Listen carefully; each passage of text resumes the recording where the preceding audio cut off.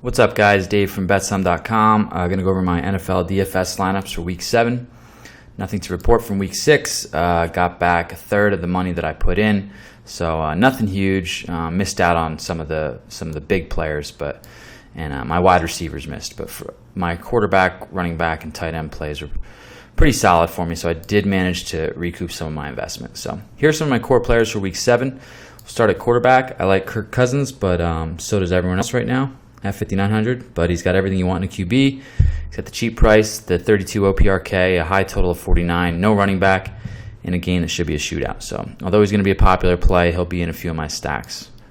Blake Bortles at 6,200 is home versus the Raiders. I like him to put up big numbers and finally reinvigorate those two big name receivers of his. I think he'll be on the lower owned side of the spectrum. Phillip Rivers at 6,500 is at the Falcons. And this game should be pretty high scoring, and Rivers will likely have to do what he usually does and throw 40 passes to try and keep up and likely succeed. Matt Stafford at 6,400. You just can't go wrong with this guy. He's throwing 3 to 4 TDs a game and has another shootout type matchup. It also helps that his defense is so bad that it usually forces him to stay aggressive all the way to the very end of the game. And for what it's worth, the quarterback position should be pretty evenly distributed through ownership this week in general. So at running back position, I like Jay Ajayi at 4,500.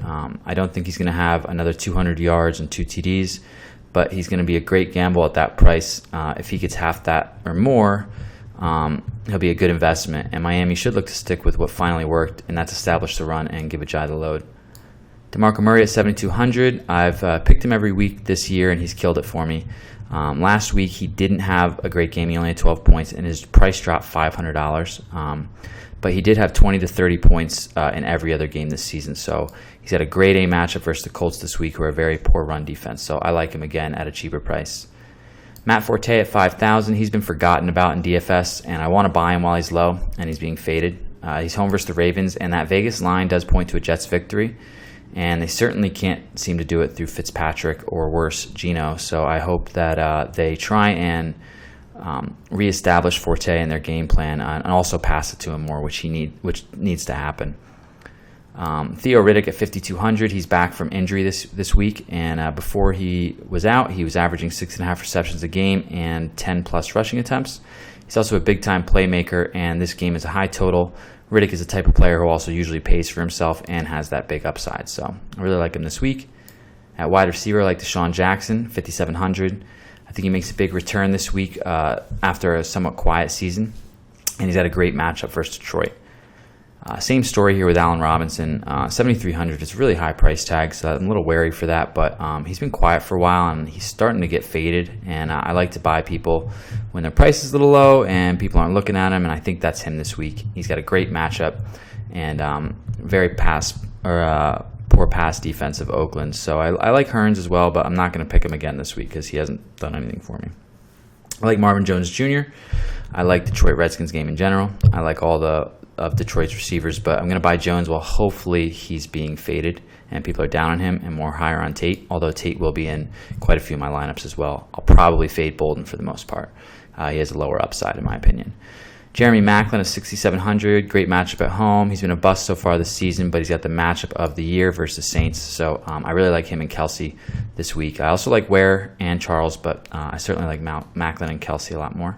Kendall Wright is the cheap receiver play of mine at 3,700. There are a lot of good value at cheap receivers right now, but I do like him the most right now. He's coming off a huge 30-point fantasy game, and he's home versus the Colts this week. Jordan Reed at tight end. I think if he goes, he'll be the best tight end this week. He's questionable right now, so pay attention to his injury status. Julius Thomas is somewhat of a sneak play and won't be high owned.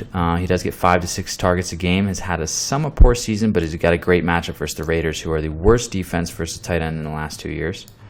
Travis Kelce, I mentioned I like him, and I like all the KC players just because their home matchup versus the Saints. And Hunter Henry has had a phenomenal season, 4 great games in a row, and he's still at 3,600 with a great matchup at the Falcons. So I like him a lot.